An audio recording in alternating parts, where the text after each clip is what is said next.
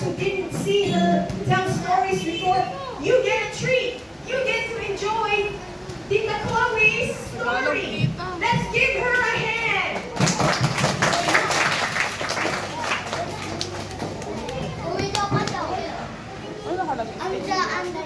Hi, everybody.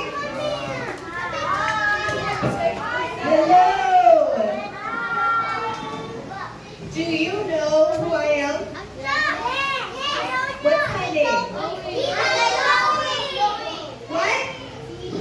Oh, you do know who I am. Okay, so today we are going to learn a story from the Bible about something really crazy that actually happened. Okay, does that sound good? Okay, today we are looking at the book of Jonah. Has anyone here ever heard the story of Jonah before? Okay, raise your hand if you've heard of Jonah. Sino na narinig kay Jonah? Yung kwento ni Jonah? Wala pa? Nobody. No one yet? Oh, I'm so excited. I get to tell you for the first time. Okay, so this story begins with a city. And this city was called Nineveh. Can everyone say Nineveh? Nineveh. And Nineveh was not a good city. There were lots of people in Nineveh who didn't love God and who did lots of awful things. They would hurt other people. They would even hurt their family. And when God looked at this city, it made him so sad to see it. And he said, if this city doesn't get fixed, then it's going to be destroyed. Because all of these people are hurting each other and are hurting themselves. And so God said, I need to send someone to tell them that this city is going to be destroyed if they don't stop their wickedness. And so God found a man named Jonah. Everyone say Jonah. Jonah was a prophet. So a prophet is someone who hears messages from God and then is able to share them with other people. So God spoke to Jonah, and here's what it says. He said, get up and go to the great city of Nineveh and announce my judgment against it, because I have seen how wicked its people are. And what do you think Jonah said? God told Jonah, go to Nineveh. And what do you think Jonah said? Shout it out. Let me tell you, in Tagalog, okay? Si Jonah is propeta. Ang propeta, binibigyan ng mensahe ng Panginoon para ibigay niya sa mga tao. Kaya nung tinawag siya ng Panginoon na maging propeta, sabi niya, opo, Panginoon. But what Jonah really said was, no. Jonah didn't like the people of Nineveh. And so Jonah decided, I don't want to go to that city. I don't want to tell the people about God's judgment.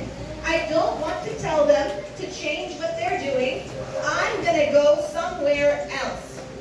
So Jonah ran away. He got in a boat and went the other direction. Ang sabi ni Jonah, parang opo, Panginoon. Pero sa totoo lang, galit siya sa mga Ninevites. Yung pinapadala siya doon sa mga tao, galit siya sa kanila kasi iba ugali nila, nakakainis daw sila. Kaya, hindi siya pumunta sa pinapupuntahan ng Panginoon. Meron ba kayong naiinis kayong mga tao? Ganon si Jonah. Naiinis siya sa mga Ninevites, kaya alam yung ginawa niya? Imbis na pumunta sa Nineveh, pumunta siya sa ibang lugar.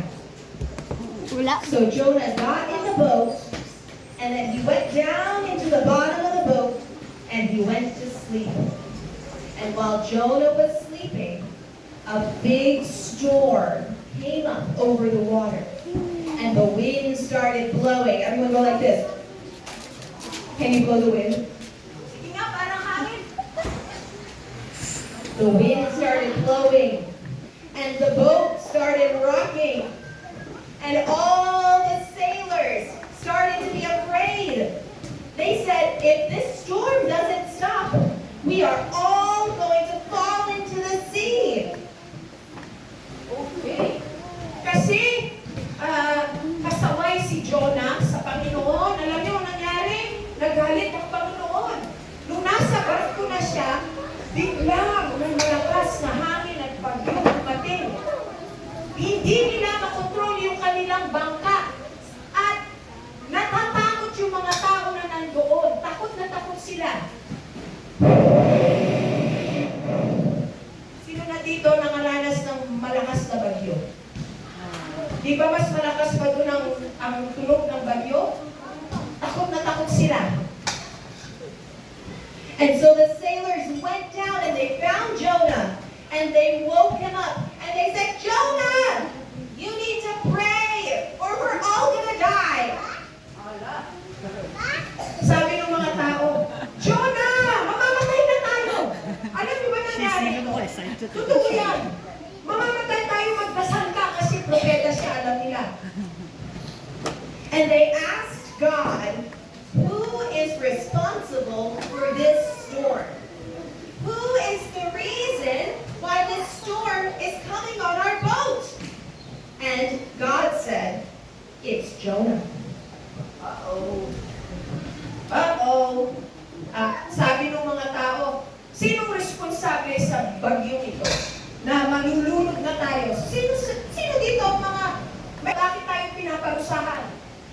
Alam, sabi ng isa, sabi ni Jonah sa kanila, ako po yun. Hindi ko po sinunod ang Panginoon ng utos niya, kaya ito ang nangyayari. And so all the sailors asked Jonah, Jonah, what did you do?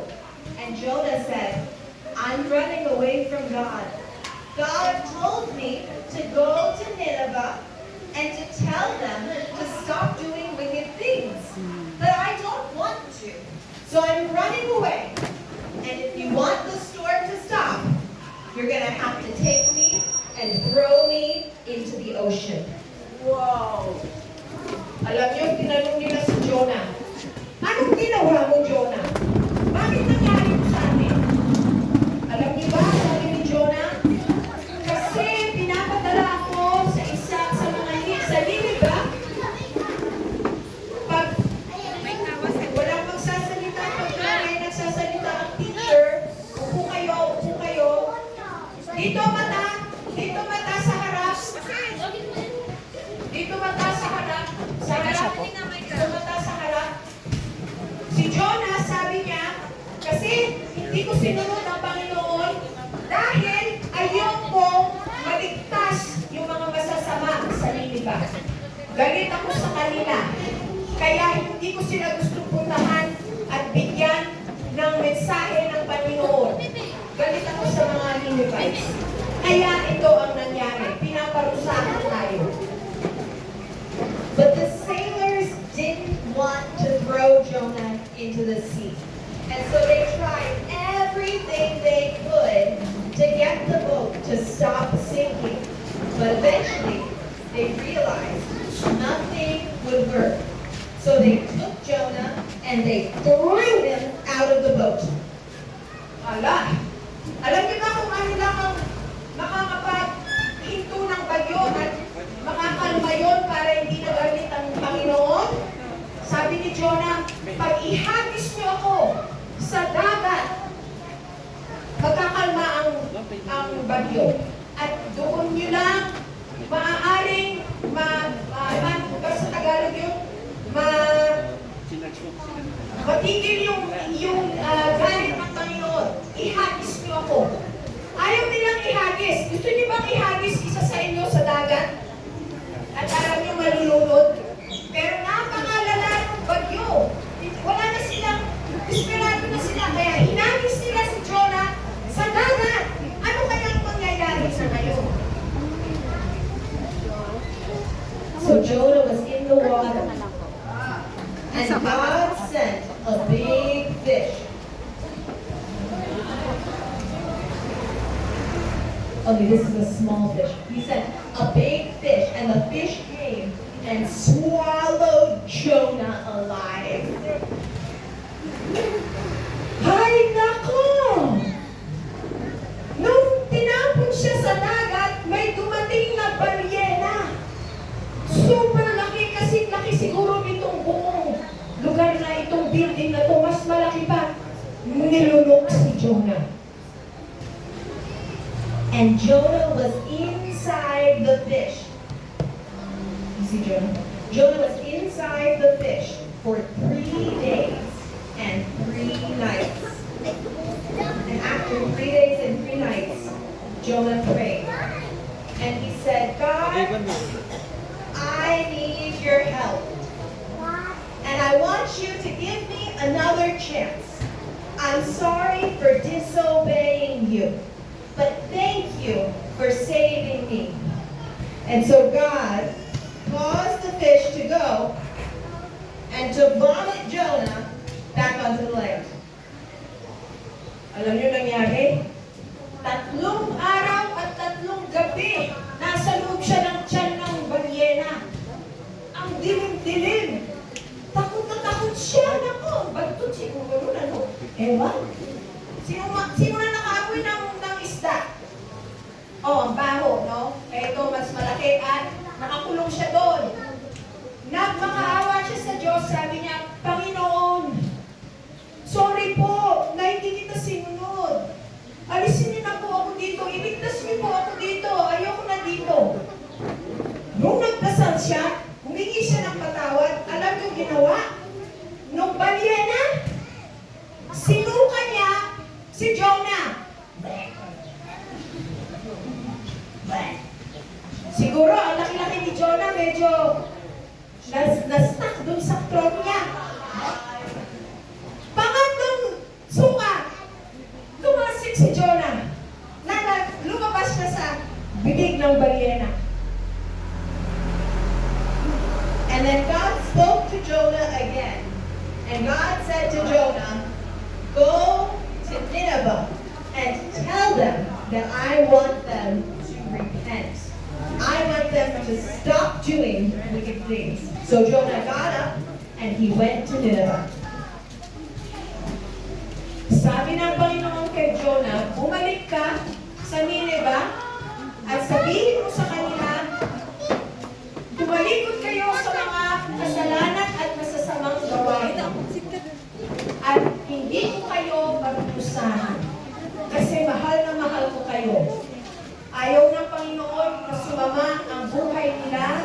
Gusto lang niya mga magagandang mga bagay ang nangyayari. Kaya sabihin mo sa mga nakatira sa Nineveh, tumalikod sila sa kasamaan at kayo ay patatawarin ko at pagpapalahin. Sabi ng Diyos kay Jonah, yun ang mensahe na dalhin mo sa mga Ninevites.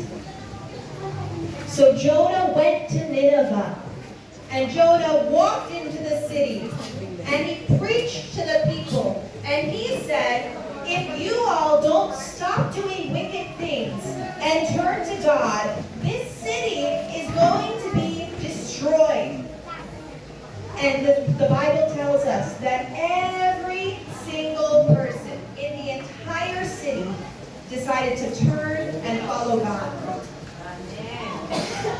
Winarningan ng Panginoon sa pamamagitan ng bibig ni Jonah na sabihin sa kanila, kung hindi nyo hihintuin yung mga ginagawa ninyong makasalanan, siguro na nagpapatayan nyo ngayon, hindi sumusunod sa magulang, masasama ang mangyayari sa inyo.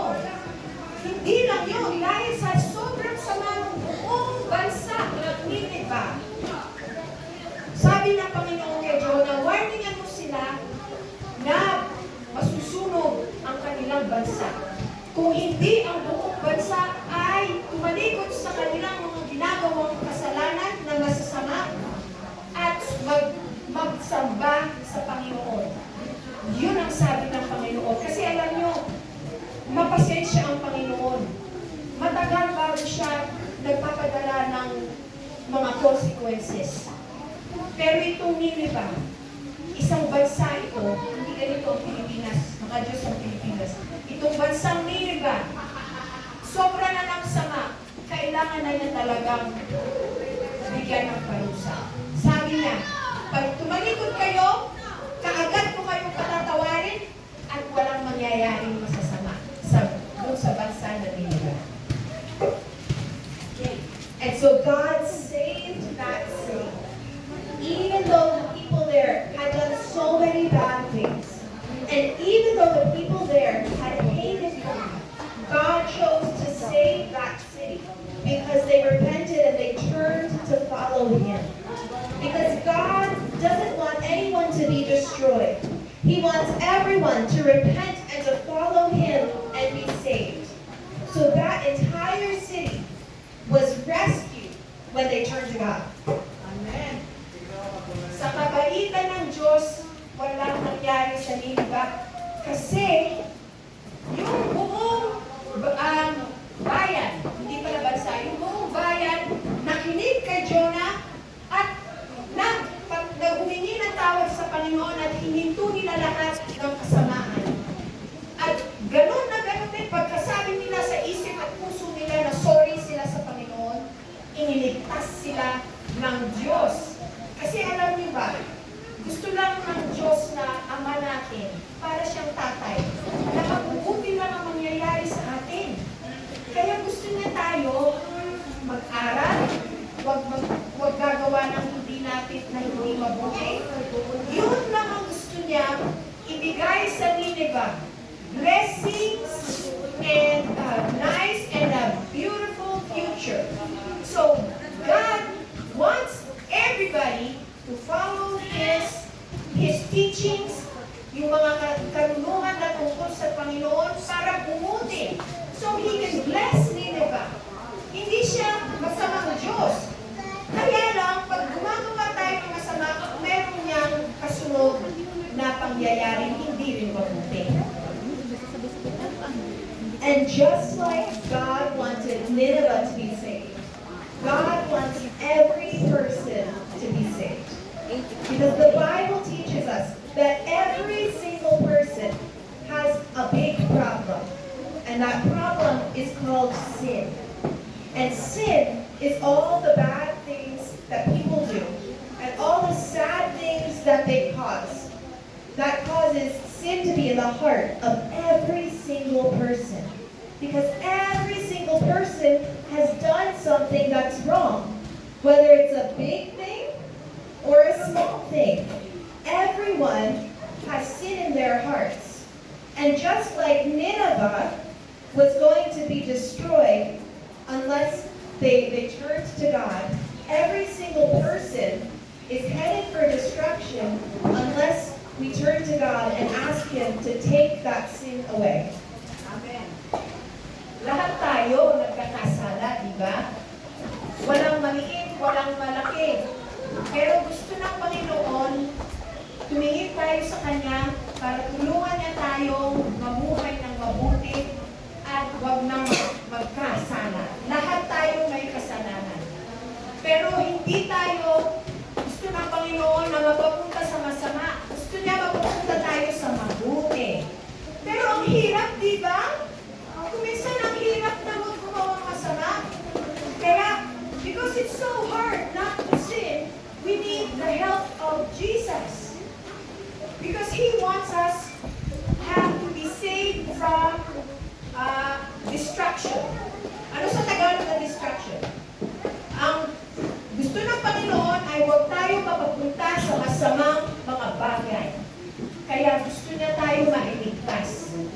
Ayun ang ibig sabihin ng bakit minarkinan niya ang mga nakatira sa Nineveh para mabuhay silang mabuti. So that's why God sent Jesus. Because Jesus, the Son of God, came and He never sinned His whole life. He never did anything wrong His whole life. And He didn't deserve any of the punishment for sin. But He chose to take our punishment on Himself so that we wouldn't have to take it. And then he came back to life after 3 days to show us that since he was raised to life, we will also be raised to life with him. Ang Panginoon na walang kasalanan, kagaya ng tinuro natin, yung mga malalaki na limig na to, tinubos niya lahat ng kasalanan niyo. Si Jesus ang tumanggap ng mga parusa sa ating lahat. Kaya, kung gusto natin tayo ay magkaroon ng buhay na walang hanggan, hindi na tayo mamamatay. Kailangan tanggapin natin at maniwala tayo sa Jesus, kay Jesus, na namatay sa krus para sa atin, pero nabuhay siya ulit pagkatapos ng 3 araw. Yan ang makakaligtas sa atin sa masasama. Because you know, when you do something bad, then you get punishment, right? You get consequences when you do something wrong. But Jesus decided to take that for us. So now, if we ask Jesus to forgive us of all the bad things we've done and to wash our hearts clean, we can become a part of God's family. And just like God saved Nineveh when they turned to him, if we trust in Jesus and turn to him, God will rescue us too. Kagaya na niligtas ng Panginoon ang Nineveh, tayo rin ay pwede niyang iligtas sa lahat ng mga masasama at sa mga kasalanan natin. Kung tayo ay hihingi ng tulong sa Kanya at ng patawad. Para tayo ay maging isang pamilya. Pag ginawa natin yon, magiging kasama na kayo sa pamilya ng Panginoon. Kami ay kasama na. Pamilya na namin kayo. Ganun yun. Okay? So if you have never asked Jesus to forgive you of your sins and to make you a part of God's family, we're going to do that right now. So let's all close our eyes and let's fold our hands, because that helps us to focus on God while we pray. And if you want to ask Jesus to come into your heart and to wash you clean and make you a part of God's family, I want you to pray with me right now. Say, "Dear Lord Jesus, thank you for dying for me. I believe that you came back to life. Please forgive me for all the bad things I've done. And wash my heart clean. Please make me part of your family, so I can be with you forever. Thank you, Jesus. Amen. Palakpakan natin yung mga nagdasal. Okay, so if you prayed that with us for the first time, I want you to raise your hand. Can you raise your hand if you prayed that with us for the first time? Okay. Yung nagdasal ng ganong dasal at sinabi ninyo, itaas niyo yung kamay niyo para malaman namin kung sino ang tuturuan namin lumaki sa kanilang pananampalataya. Okay. Volunteers, I want you to take the names of these people down. Punta kayo doon sa lamesa. Tayo kayo, yung mga nagtaas ng kamay. Punta doon sa lamesa. Yung lang nagdasal doon for the first time. Yung lang nagdasal doon the first time. Yung nagdasal the first time. Yung mga nagdasal first time.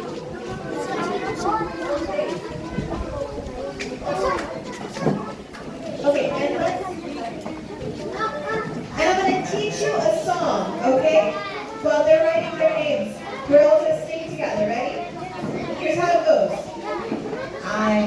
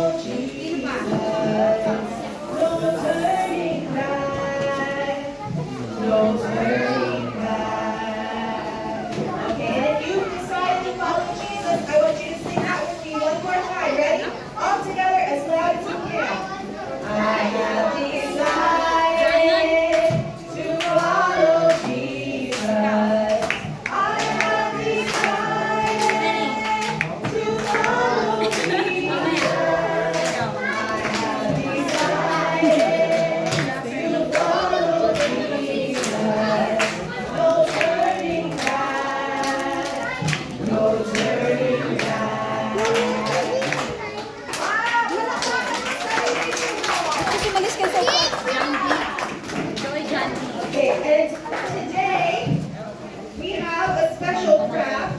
Did you see my fish earlier?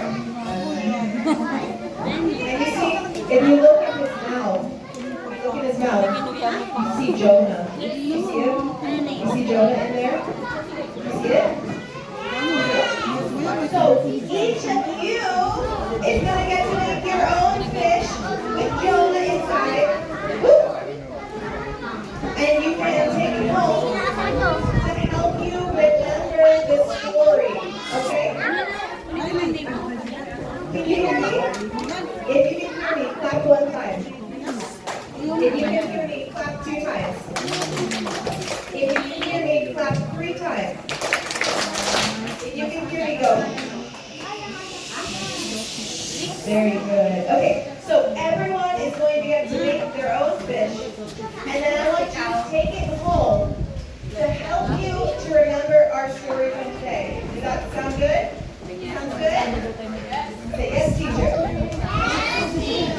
Very good. Okay, before we do that, I'm going to pray for you all. So let's fold our hands and close our eyes one more time. Lord, thank you so much for each and every child in this room. Lord, I pray that you would cover them with your protection, Lord, that you would keep them safe, that you would keep them strong and healthy, Lord.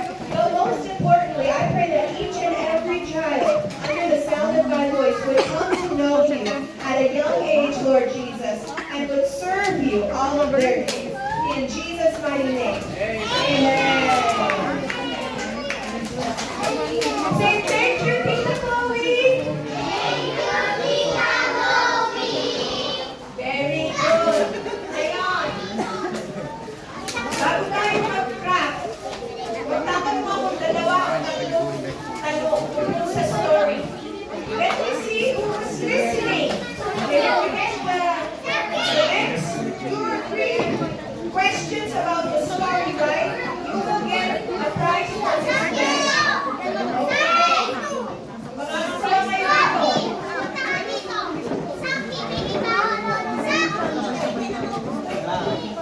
Tahimik. Nagsasalita, teacher.